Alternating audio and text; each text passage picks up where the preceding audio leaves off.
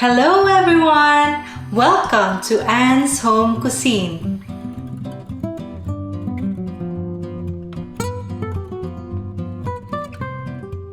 Today, I'm going to make chocolate chip cookies. I tried and tested different recipes of chocolate chip cookies in the past.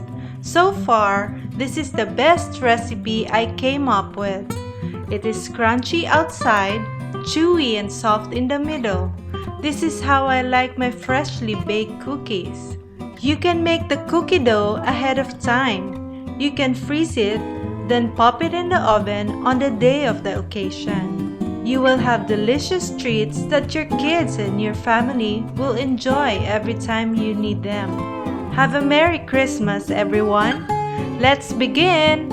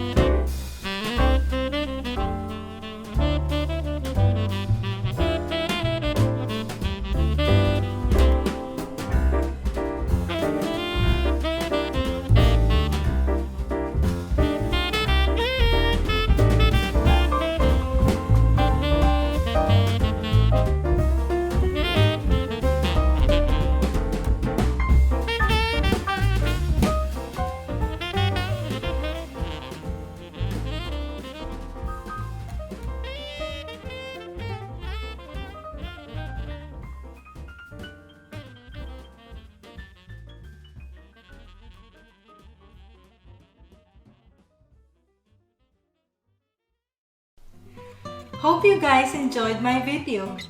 Please like, subscribe, and hit the notification bell for more inspirations and easy home cooking. Thank you so much for watching.